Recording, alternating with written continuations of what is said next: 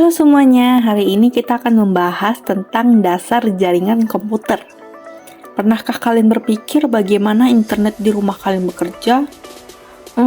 Atau bagaimana komputer di kampus bisa saling berbagi file? Semua itu terjadi berkat teknologi jaringan komputer. Jaringan komputer ini sangat penting dalam kehidupan kita, mulai dari mengirim pesan WhatsApp hingga streaming video di YouTube. Untuk membangun sebuah jaringan komputer, kita membutuhkan beberapa komponen utama. Yang pertama adalah perangkat keras, seperti komputer, router, switch, dan kabel. Router itu ibarat pintu masuk ke dunia internet, sementara switch menghubungkan perangkat-perangkat dalam jaringan lokal. Namun, jaringan komputer juga harus aman.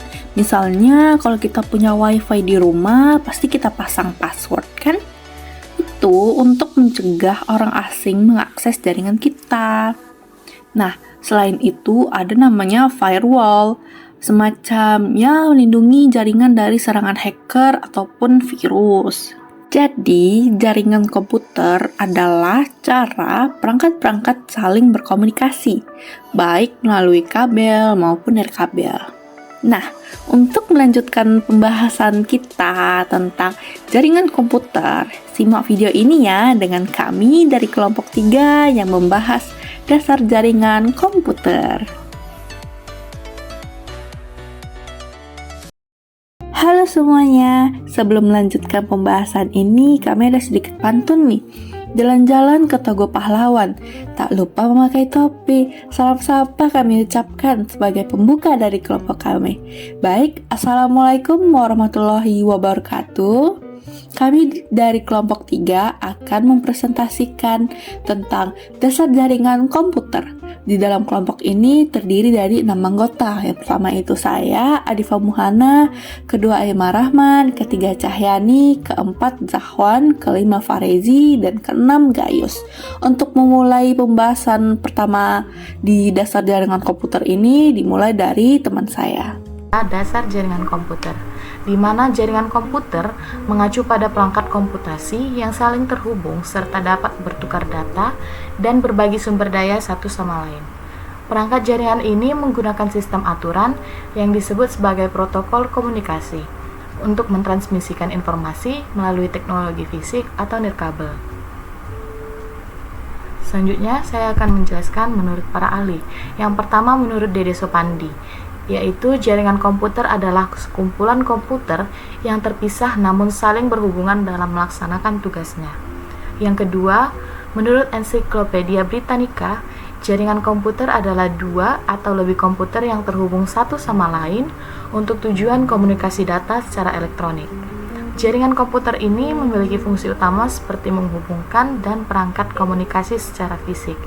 Masih banyak lagi sebenarnya pengertian menurut para ahli, tetapi setelah kami baca, kami simpulkan bahwa semuanya hampir mirip, yaitu jaringan komputer adalah sekumpulan komputer yang terpisah maupun perangkat komunikasi secara fisik. Jadi kami mengambil dua para ahli ini saja.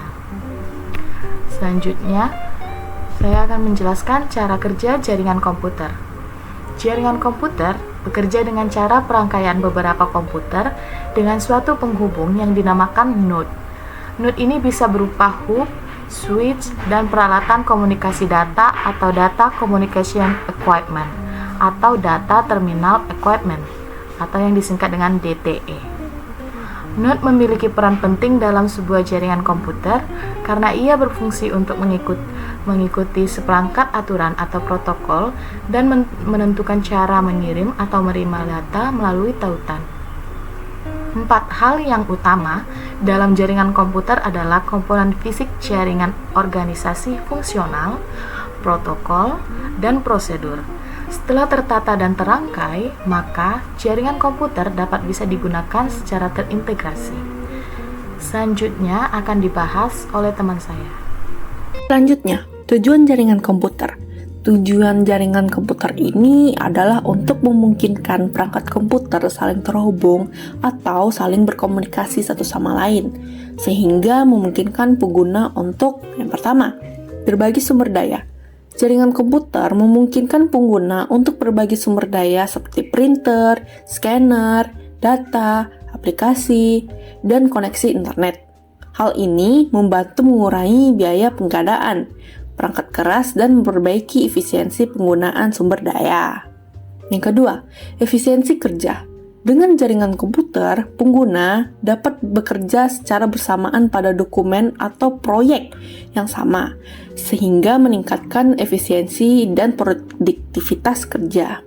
Yang ketiga, peningkatan komunikasi. Jaringan komputer memungkinkan pengguna untuk berkomunikasi dengan mudah melalui email, obrolan online, dan video conference tanpa batasan geografis. Selanjutnya, komponen jaringan komputer. Jaringan komputer ini memiliki 4 komponen penting dalam sebuah jaringan komputer. Yang pertama, perangkat keras. Kedua, perangkat lunak. Ketiga, penggunaan komputer. Keempat, proses dan prosedur. Yang pertama, perangkat keras atau bisa disebut dengan hardware. Yang pertama itu komputer. Perangkat komputer seperti desktop, laptop, atau server yang terhubung ke jaringan komputer. Yang kedua, perangkat jaringan. Perangkat yang digunakan untuk menghubungkan perangkat ke komputer jaringan seperti router, switch, modem, dan access point. Yang ketiga, media transmisi. Kabel atau nirkabel yang digunakan untuk mengirim data antara perangkat komputer dalam jaringan. Yang kedua, perangkat lunak atau bisa disebut dengan software. Yang pertama itu ada sistem operasi jaringan. Program yang mengelola jaringan komputer dan memungkinkan perangkat komputer untuk terhubung ke jaringan. Kedua, protokol. Aturan digunakan untuk mengirim dan menerima data dalam jaringan. Ketiga, aplikasi jaringan. Program yang digunakan untuk berkomunikasi dan berbagi sumber daya dalam jaringan seperti email, file sharing, dan video conferencing. Yang keempat, pengguna atau bisa disebut dengan user. Yang ketiga, penggunaan komputer bisa disebut dengan brandware. Penggunaan jaringan atau penggunaan komputer itu adalah orang atau entitas yang menggunakan jaringan untuk berkomunikasi, berbagi sumber daya, dan menjalankan aplikasi. Yang keempat, proses dan prosedur. Yang pertama itu proses. Apa itu proses? Proses digunakan untuk mengirim dan menerima data seperti protokol jaringan dan metode pengalihan data. Kedua, prosedur. Prosedur yang diikuti untuk mengelola jaringan dan menjaga keamanannya seperti membackup data, penerapan kebijakan keamanan, dan pemeliharaan perangkat jaringan. Keamanan jaringan komputer. Keamanan jaringan komputer adalah praktik dan prosedur yang dilakukan untuk melindungi jaringan komputer dari ancaman dan serangan yang merusak seperti virus, malware, hacker, dan peretas data. Tujuan utama dari keamanan jaringan komputer adalah untuk melindungi data sensitif dan informasi rahasia dari kebocoran atau akses yang tidak sah. Keamanan jaringan komputer mencakup sejumlah langkah dan teknologi untuk mencegah, mengidentifikasi, dan merespon ancaman keamanan. Jenis jaringan komputer ada dua. Jenis keamanan jaringan yang pertama adalah email security. Keamanan email bertujuan untuk melindungi email dari ancaman seperti phishing, malware, dan serangan lainnya yang dapat dilakukan melalui komunikasi email dengan penggunaan filter anti-spam yang canggih, sandboxing, dan deteksi ancaman berbasis AI. Bisnis dapat efektif mencegah masuknya email berbahaya yang bisa membahayakan sistem. Jenis keamanan jaringan selanjutnya lebih berbasis website. Keamanan web melindungi pengguna dari serangan berbasis web melalui filtering konten, deteksi malware, dan pencegahan eksploitasi web. Hal ini mencakup penggunaan VREL-Vals aplikasi web, enkripsi, dan kebijakan keamanan yang ketat untuk mengontrol akses serta memastikan pertukaran data yang aman. Selanjutnya ada manfaat jaringan komputer, di mana manfaat jaringan komputer ini ada 5. Yang pertama, record sharing. Record sharing ketika penggunaan jaringan komputer, dalam hal ini yang bisa dikatakan record sharing seperti data sharing, hardware sharing, dan internet access sharing. Yang kedua, connectivity dan communication. Saat ini dengan jaringan komputer, kamu bisa saling terkoneksi dengan jaringan LAN. ketika jaringan sudah terbentuk dan terhubung dengan koneksi internet, kemudian koneksi dan komunikasi antar user bisa terjadi. Contohnya nih, adalah dengan mengirim email antar gedung atau workgroup. Yang ketiga, data security dan manajemen. Jaringan ini bermanfaat memberikan kemudahan bagi administrator untuk melakukan manajemen data-data penting perusahaan dengan lebih baik. Sebuah data akan lebih aman dan lebih mudah dicari ketika data itu disimpan secara terpusat. Dengan memanfaatkan shared server, maka karyawan bisa lebih mudah dalam mencari data, administrator juga bisa mudah dalam melakukan backup. Yang keempat, performance enhancement dan balancing. Manfaat berikutnya dari adanya jaringan komputer adalah suatu jaringan akan bisa lebih bermanfaat dalam melakukan peningkatan terhadap suatu kinerja. Yang kelima, entertainment. Jaringan ini bisa digunakan untuk keperluan hiburan seperti memakai game online, mencari informasi di internet, atau bahan menonton di internet. Jenis-jenis jaringan komputer. Jaringan komputer juga terbagi menjadi beberapa jenis. Selain itu, setiap jenis jaringan komputer dikelompokkan kembali menjadi beberapa bagian. Berikut ini jenis-jenis jaringan komputer serta penjelasannya. Pertama, LAN, Local Area Network. Jenis jaringan komputer ini adalah salah satu jenis yang mungkin akan sering kamu temukan. Tipe jaringan ini sering digunakan untuk beberapa tempat umum seperti kantor atau sekolah. Namun, saat ini juga beberapa rumah pribadi sudah menggunakan jenis jaringan ini. Jaringan LAN bisa ditransformasi menjadi WLAN atau Wireless Local Area Network. Ini bisa terjadi apabila dalam sebuah rumah atau sekolah memperoleh jaringan secara nirkabel, seperti Wi-Fi. Maka, proses transmisi data sudah lewat teknologi nirkabel. Lanjutnya ada PAN, Personal Area Network. Jenis jaringan ini adalah jenis yang sering kali digunakan orang di sebuah kantor atau rumah pribadi. Jangkauan dari jaringan ini bersifat lebih eksklusif dan hanya untuk kebutuhan yang standar. Jenis jaringan PAN sangat efektif untuk beberapa gedung perkantoran karena pihak yang bisa mengakses biasanya terbatas. Contohnya untuk karyawan di dalam kantor saja. Maka dari itu membuat yang menggunakannya hanya untuk aktivitas yang standar saja. MAN, Metropolitan Area Network. Jenis jaringan ini lebih memiliki radiasi yang lebih luas dibandingkan dengan PAN atau LAN. Kebanyakan orang menggunakan jenis ini untuk menghubungkan komputer satu dengan yang lainnya dalam skala kota. Contohnya, kamu tinggal di kota Semarang dan Jakarta. Si MAN bisa menghubungkan semua komputer dalam satu jaringan sehingga semuanya bisa saling berhubungan dan bisa melakukan aktivitas seperti sharing data dan lainnya. CAN, Campus Area Network. Seperti namanya, jaringan ini hanya menghubungkan perangkat komputasi untuk area kampus atau universitas saja. Jaringan ini mampu membuat semua perangkat terhubung di area kampus seperti di perpustakaan dan laboratorium. Biasanya, penggunaannya untuk memberikan informasi secara eksklusif antara gedung satu dengan yang lainnya yang masih satu jangkauan kampus. Lanjutnya ada WAN, Wide Area Network. WAN adalah pengembangan teknologi super canggih yang bisa menghubungkan perangkat komputer dengan jangkauan yang luas. Contohnya antar kota satu dengan yang lainnya. Jadi komputer di kota A bisa terhubung nih dengan komputer yang ada di kota B.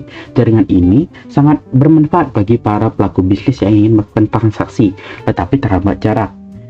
Terakhir ada internet. Interconnected network atau bisa dikenal dengan istilah internet adalah jenis teknologi yang paling canggih dari beberapa jenis jaringan komputer yang ada. Internet merupakan sebuah platform komunikasi secara global. Internet ini sendiri memiliki kemampuan untuk menghubungkan komputer yang satu dengan komputer yang lainnya dengan jarak yang cukup jauh. Hal ini dapat terjadi karena adanya suatu jaringan yang bersinyal sehingga komputer-komputer tersebut bisa terhubung. Oke. Kerugian dari jaringan komputer. Yang pertama adalah pembuatan yang mahal. Jadi, jaringan komputer kabel maupun nirkabel itu membutuhkan peralatan seperti kabel, router, dan juga server yang harganya tergolong mahal. Nah, makin besar suatu jaringan komputer, maka makin mahal juga biaya pembuatannya. Dan hal ini belum termasuk dengan biaya perancangan sistem dan juga pembuatan jaringan oleh ahlinya. Yang kedua, menyebarnya virus. Dan jaringan komputer itu berpotensi besar menyebabkan virus. Dilansir dari Geeks4Geeks, jika satu komputer terkontaminasi virus, maka ada kemungkinan komputer lain juga terkontaminasi virus tersebut. Hal tersebut itu dikarenakan penyebaran virus dan malware sangat mudah terjadi pada suatu sistem, terutama yang keamanan jaringannya tidak terpantau secara ketat. Yang ketiga, pemeliharaan yang rumit. Jadi, jaringan komputer itu memiliki pemeliharaan yang rumit, sehingga dibutuhkan seorang profesional jaringan ataupun pelatihan pada orang yang akan dipekerjakan. Yang keempat adalah kurangnya pertahanan virus. Jadi, jaringan komputer ini dia itu bergantung pada suatu server pusat. Nah, jika terjadi masalah atau kerusakan pada server pusat, dapat berpengaruh pada seluruh jaringan komputer. Yang kelima adalah bahaya peretasan. Nah, jaringan komputer ini dapat dengan mudah diretas oleh komputer lain yang tergabung dalam jaringan komputer yang sama. Peretasan ini dapat mengakibatkan pencurian data pribadi ataupun data penting yang akhirnya menyebabkan banyak kerugian. Yang keenam adalah penyebaran informasi yang tidak diinginkan. Jaringan komputer yang menghubungkan banyak orang dari wilayah geografis yang berbeda itu membuat mereka dengan mudah dapat mengakses berbagai informasi. Namun, informasi yang diakses tidak selalu hal yang baik dan bermanfaat. Jadi, jaringan komputer ini kerap kali disalahgunakan untuk penyebaran informasi yang tidak diinginkan. Misalnya, informasi tentang kekerasan, obat-obatan terlarang, penyimpangan perilaku, dan hal bersifat negatif lainnya yang kemudian dapat menyebabkan kemerosotan moral. Lalu yang terakhir, kerugian dari jaringan komputer adalah kurangnya produktivitas. Nah, di mana manusia itu terlalu bergantung terhadap jaringan komputer, karena di dalamnya ada berbagai perangkat lunak yang membantu pekerjaan manusia. Nah, karena itu, dapat berkurangnya produktivitas dan dapat menyebabkan efek buruk lainnya, seperti timbulnya rasa malas, kecanduan menggunakan perangkat komputer, dan juga masalah kesehatan. Selanjutnya, saya akan menjelaskan jenis jaringan berdasarkan jenis transmisi. Yang pertama adalah wireless network. Nah, jenis transmisi ini itu tidak mengandalkan kabel lagi sebagai media pengirim data, melainkan menggunakan gelombang elektromagnetik. Transmisi data bisa sampai ke perangkat satu dan lainnya tanpa harus menggunakan kabel sekalipun. Yang kedua adalah wired network. Nah, jenis transmisi ini membutuhkan media seperti kabel untuk mengirimkan transmisi data antara satu perangkat ke perangkat lainnya, sehingga apabila ingin menghubungkan antara komputer satu dengan lainnya, kita harus menggunakan kabel. Selanjutnya, berdasarkan hubungan setiap komputer dan peranannya dalam mengolah data. Yang pertama adalah jaringan client-server. Nah, jaringan ini adalah kumpulan komputer yang terdiri dari beberapa komputer klien dan satu komputer server. Komputer server ini bertugas sebagai penyedia sumber daya dan komputer klien hanya bisa menggunakan sumber daya sebagai penerima. Yang kedua adalah jaringan peer-to-peer. Pada jaringan peer-to-peer ini bisa dibilang tidak ada sekat yang cukup, berarti antara server komputer yang satu dengan server komputer kliennya. Topologi jaringan komputer. Langsung saja, di sini terdapat 3 topologi, yaitu topologi bus, dan topologi star, dan topologi ring. Nah, topologi bus, topologi ini adalah topologi yang paling tua dalam teknologi jaringan internet. Maka dari itu, ada laras konektor yang bisa digunakan untuk menyambung atau menambah panjang jaringan. Topologi jaringan ini terdiri dari kabel koaksial yang menghubungkan komputer yang ada dalam jaringan agar setiap komputer itu bisa terhubung dengan sambungan konektor BNC jenis T. Dapat pada gambar pada bawah ini. Selanjutnya, ada topologi star. Nah, topologi star ini terdapat hubungan yang menjadi pusat jaringan dan mengontrol komunikasi. Lalu, semua perangkat komputer berputar di sekitar hub pusat yang mana hub pusat itu bisa berkomunikasi dengan hubungan lain. Jarak batas jaringan ini adalah 1000 meter dari hub. Topologi ini biasanya digunakan pada LAN yang biasanya digunakan pada rumah, kantor, dan sekolah. Contohnya terdapat pada gambar di bawah. contoh penggunaan topologi star. PC komputer, server, printer terhubung melalui hub dan switch. Nah, selanjutnya yaitu topologi ring. Topologi ini adalah topologi yang terbentuk ketika semua perangkat yang terhubung menyerupai cincin atau pola lingkaran. Setiap server yang ada di topologi ring ini akan memperoleh dan juga melewatkan suatu informasi dari perangkat yang satu ke perangkat lainnya. Contohnya seperti ini, workstation 124 workstation terhubung melalui satu file server. Nah, selanjutnya ada topologi mesh. Topologi ini adalah suatu jaringan yang terhubung satu sama lain di antara beberapa node. Nah, topologi mesh ini biasanya digunakan dalam keperluan redundansi seperti di dalam kampus. Topologi ini sering digunakan pada kondisi di mana tidak ada hubungan komunikasi yang terputus atau hilang internet lah kasarnya kan, secara absolut antar node dalam jaringan komputer. Nah, seperti ini. Satu komputer menghubungkan dengan komputer-komputer lainnya. Selanjutnya, ada topologi tree. Topologi tree ini adalah gabungan dari topologi bus dan topologi star. Nah, topologi bus tadi digabungkan dengan topologi star menjadi topologi tree. Nah, topologi ini menyerupai anatomi akar pohon, sehingga disebut topologi pohon. Contohnya terdapat pada gambar ini. Selanjutnya, kita akan membahas cara kerja dan kelebihan dan kekurangan topologi. Setiap topologi pasti ada kelebihan dan kekurangannya. Langsung saja, topologi bus sendiri, cara kerjanya yaitu semua perangkat terhubung ke satu melalui kabel utama. Contohnya ya kayak semua perangkat, ibaratnya semua perangkat komputer terhubung dalam satu kabel gitu. Kelebihannya sendiri sederhana dan mudah murah instalasi. Instalasinya juga mudah, cocok untuk jaringan kecil. Nah, kekurangannya sendiri, jika kabel utama rusak, seluruh jaringan terputus. Kinerja menurun saat banyak perangkat terhubung dan sulit diupgrade. Karena satu kabel tadi, jika satu kabel itu rusak, maka semua perangkat akan susah atau rusak lagi. Topologi star, cara kerjanya, semua perangkat terhubung ke pusat jaringan. Kelebihannya sendiri, mudah menambah atau mengurangi perangkat. Jika satu perangkat rusak, tidak mempengaruhi jaringan lainnya. Mudah untuk manajemen dan monitoring, itu kelebihannya. Kekurangannya sendiri ada bergantung pada perangkat pusat. Biayanya lebih mahal karena membutuhkan switch dan atau hub. Kabel yang dibutuhkan juga lebih banyak.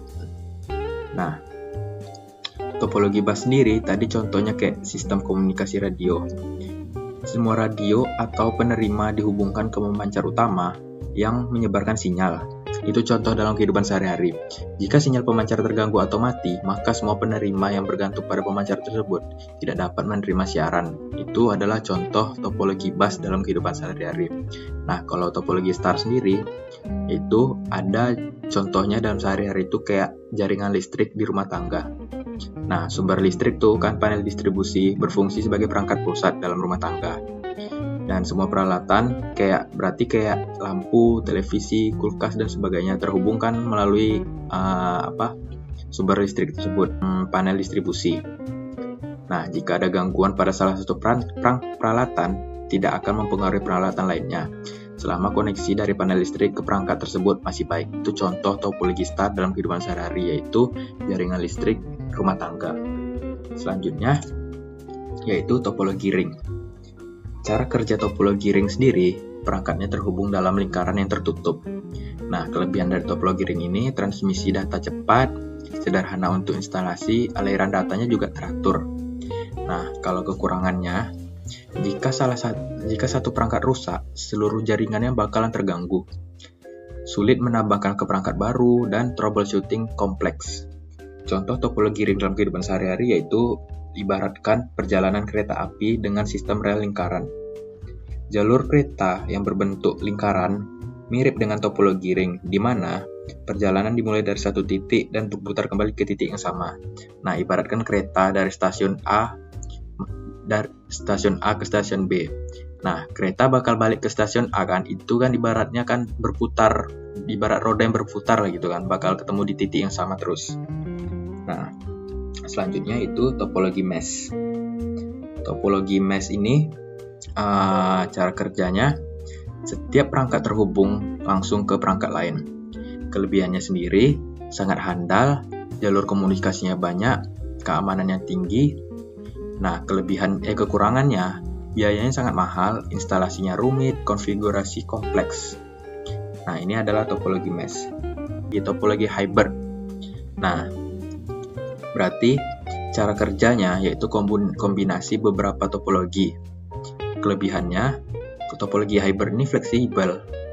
Jadi, dapat disesuaikan kebutuhan, menutup kelemahan topologi lain. Nah, kekurangannya sendiri, desain dan implementasinya rumit, dan biaya relatifnya tinggi, serta membutuhkan keahlian khusus. Tidak sembarangan orang yang bisa mengerjakan topologi hybrid ini. Oke, jadi terdapat 5 topologi yang kita bahas tadi. Sekian pembahasan dari kelompok kami. Jika ada kekurangan, saya minta maaf. Saya dan teman-teman minta maaf.